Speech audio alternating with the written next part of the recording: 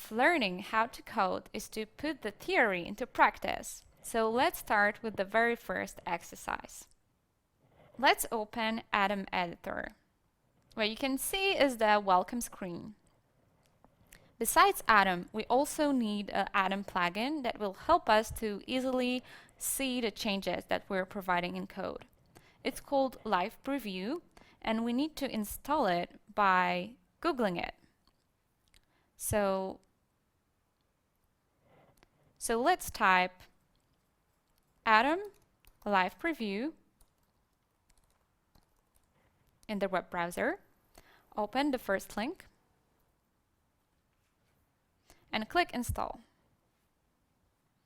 It will ask us to open our software, which is fine, and we're clicking Install. Now we can see that the plugin is installed, so we're happy to continue. I can close now the settings window and welcome guide as well. So we want to create HTML file. How we can do it? Well, we just click Command N or Control N. I clicked Command S to save the file, and I'm looking for my package folder, and in exercise 1 I want to create index.html file. It means that this is going to be HTML document. I'm clicking Save. So our HTML document is empty now. We need to fill it with some HTML tags. We need to start with doctype declaration. So I'm writing doctype HTML and HTML tag opening and closing. Between these tags, we've got the two sections. Do you remember about them? The first one, head, and the second one, body. So in head, we can put now the title of our page, which is exercise 1. Save it. We installed a Live Preview plugin, so let's switch it on. We navigate to the Atom and click Packages.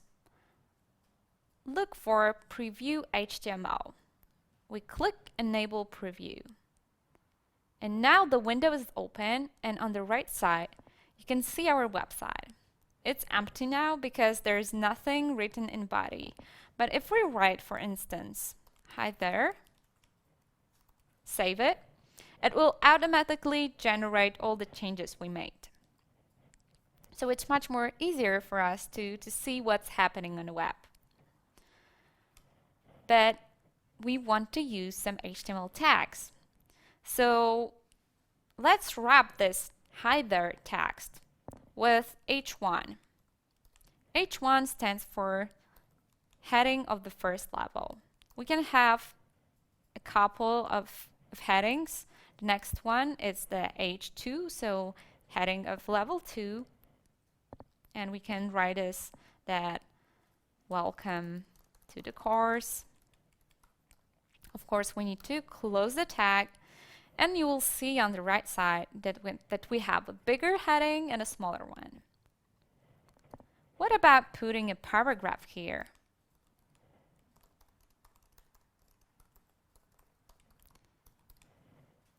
The block of text is wrapped by opening P and a closing P. And of course, we can copy it and duplicate. So we have two paragraphs now. If you would like to write a link, for instance, to the external website, we're going to use a tag. So we're writing a. Between a tags, we're going to write the text that it's displayed on the website. For instance, this is the link to my site.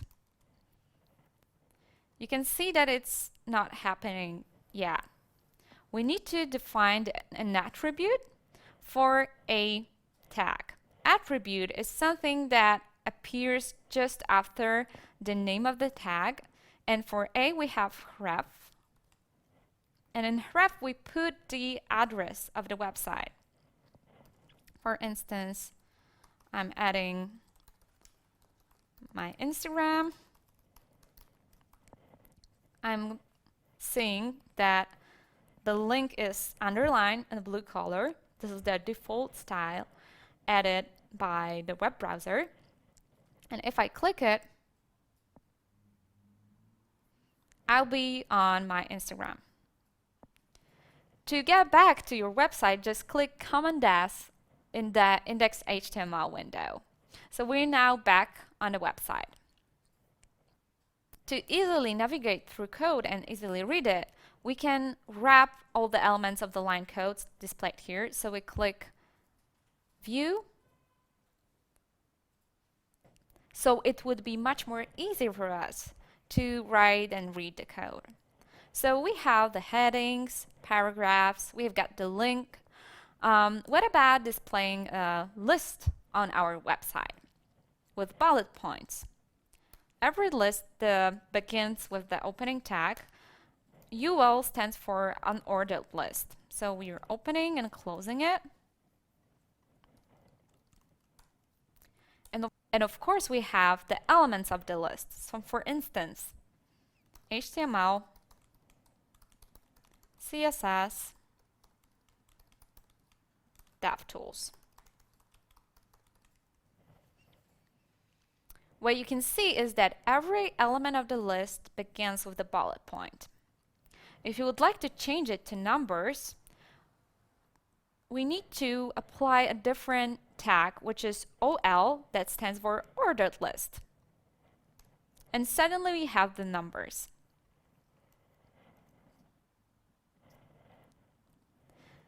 What about attaching an image to our website? We can apply img tag, and it's good to know that img, it's actually an empty tag. It means that it closes within the tag. So we don't write it in such a way. It doesn't have a content inside. So we close this tag like this. And img has several attributes we need to define for the image to appear. The first one is src, which stands for source. And here we write the path to our image. Another attribute is alt, which is the alternative text that is going to display if your image cannot be loaded. It's also good to know that it's better for our accessibility to provide a text, because alt is read by screen readers for people who cannot read your page, just like us. So let's put the path to our image. We want to display coding JPEG. So it's the file that it's just here in the structure of all our files. So we just write the name of it. It's coding JPEG. So the extension is very important. And now we can see that the image is displayed. Of course, we can copy it and have two images. And we also need to provide the alternative text. This is the image promoting my classes. We can't see the alt text anywhere, but if we change the name, for instance, add one, we see that the image cannot be loaded because such a file doesn't exist, but at least it gives us the information what the author wanted to present here. So we can read that this is the image promoting my classes. Now I'm getting back to the proper file name. So in this website, you exercise of writing very simple lines of code. And there are tons of other HTML tags, but we're going to learn them step by step. The very last tag I want to practice in this lesson is div. Div is somehow a very generic tag, so we can use it for many different purposes. We can use it to create some columns, some elements of the website. In the next lessons, it would be much more easier for you to understand why we actually need div. So in div, we can place some other tags. So we're doing the nesting. So we can see that div is actually the parent of the ordered list. We can change it to unordered to have two separate lists. I also mentioned about DevTools. So how we can actually launch them and what are they for? We need to get back to our folder. So I'm in the package folder and I'm opening exercise 1. We have our index.html and I'm going to open this file in the web browser. I'm using Chrome. So what I'm going to do right now is I'm opening the DevTools and I can do it by right-click, inspect, or I can use the shortcut which is Command Option I or Control Option I on Windows. So inspect, and I see my HTML code here. So DevTools displays all the code and I can easily navigate through it. I can also select some particular elements of the website and see where is the actual code responsible for generating this element. It's very useful and pretty neat, so I hope that you will use it a lot. Another thing that I like about DevTools is that we can easily experiment with our code.